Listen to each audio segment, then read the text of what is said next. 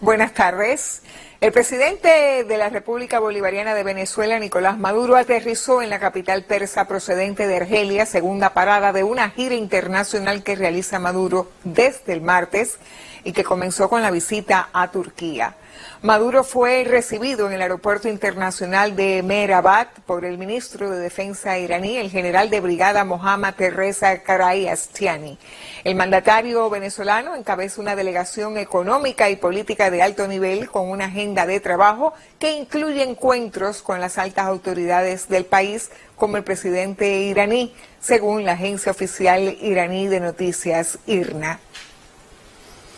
En Brasil continúan desaparecidos desde el domingo el periodista inglés Dom Phillips, el indigenista Bruno Araujo, y la posibilidad de asesinato emerge hoy con fuerza luego de que la policía brasileña encontrara vestigios de sangre en el barco del único detenido tras la desaparición.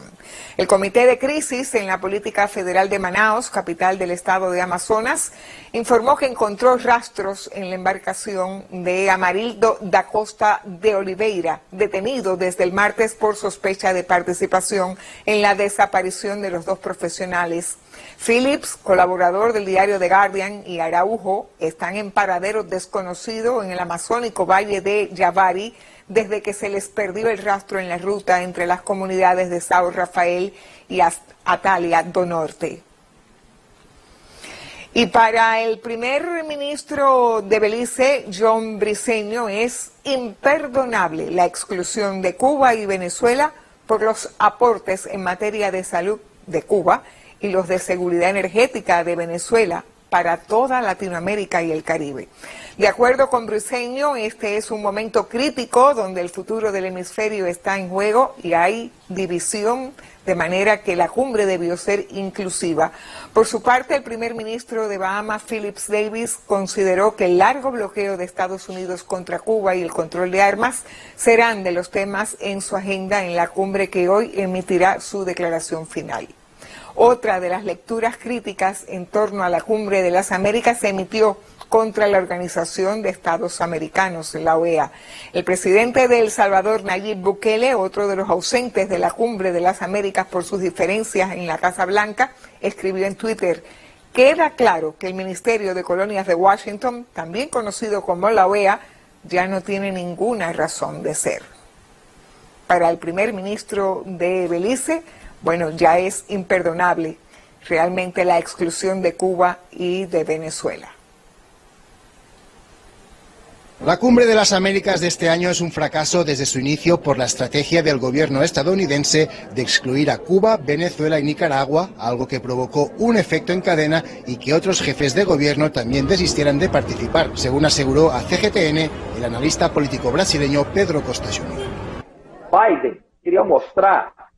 al principio. La síntesis de esta Cumbre de las Américas es que Biden quería mostrar al principio una política externa de liderazgo en la región, de retorno de los Estados Unidos en el mundo, comenzando por el liderazgo en la región, pero el efecto es el contrario, es un efecto boomerang, y lo que la exclusión y ausencia de estos países muestra es una política externa de Biden todavía más frágil, un liderazgo más débil.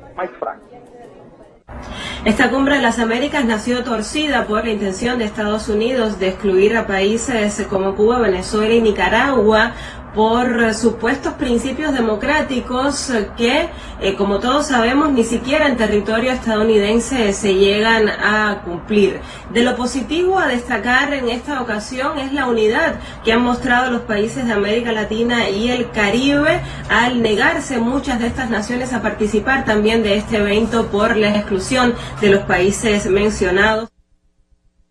Según dijeron fuentes del cónclave, la Declaración de Los Ángeles, que se firmará en la Cumbre de las Américas, tendrá 4 pilares principales: garantizar la estabilidad, promover vías legales de migración, tener una gestión humana de las fronteras y coordinar los esfuerzos de respuesta a las emergencias. Lo que no está claro es cuántos asistentes a la cumbre firmarán esta declaración. Así termino, continúen con otras informaciones.